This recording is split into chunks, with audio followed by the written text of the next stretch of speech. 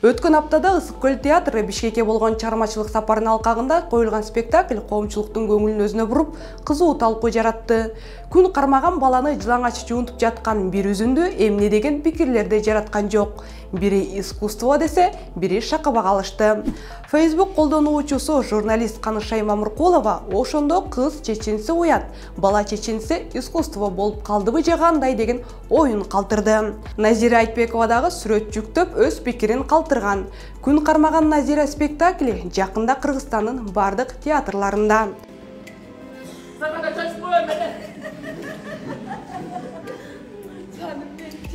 Дагы бир интернет колдонуучусу мындайлар боло берет турбайбы деп сындады. Былтыр Кайрат Кыргыз жылаңач сүрөтүн чыгарганда маданиятсыз экенин, маданиятка доо кетишти деп маданияттуулар айтты эле. Кайрат Кыргыз маданиятты бузуп жылаңач сүрөт чыгарды деп кечирим суратып да жиберсек керек эле. Эми кайра ошолор эле сахнада жылаңач жүрүшөт. Парадокс дечи беле мындайда. Баягы музейдеги Европадан келген жылаңач кызды аны алып келгендерди деле бекер сөгүп жүрүптүрбүз. Көрсө боло берет турбайбы өзүбүздө деле.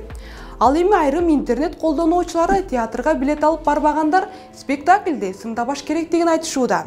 Театрга билет алып барбагандар спектакльди сындабашы керек. Адам бир нерсени дүйнө таанымына жараша көрөт. Көрбөй эле ичиндеги жылаңач адамды көргөндөрдүн ички дүйнөсү дагы жылаңач. Андан башканы билбейт, ойлобойт деген сөз. Журналист Эрнис Кыяз дагы өз оюн айта кеткен. Жазуучу, драматург, азыр Түрксойдо жетектеген Султан Раевдин Күн кармаган повести илгери ойдолоштурулган эле. Бир угуп түпкү идеясы эмне экенин бир байкагылачы, жакшы адамдар.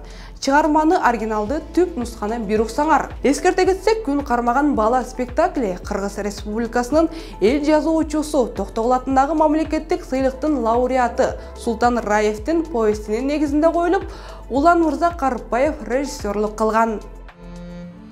Адамдар эмнеге күндө эки көз менен карай албайт эне?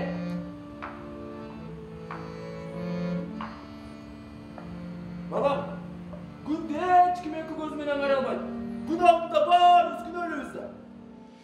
Ал ортодо мурдагы ички иштер министри Курсан Асановдун тойдо бийлеген видеосу тарап, интернет колдонуучулары жылуу кабыл алды. Бири жашоо малина болуп жаткан го десе, экинчиси Курсан Асанов бардык жагынан мыкты мырза дейт. Ал эми дагы бири сонун бийлейт экен. Жакшылык болуп жатса, сүйүнөт да кут болсун тойлору деди.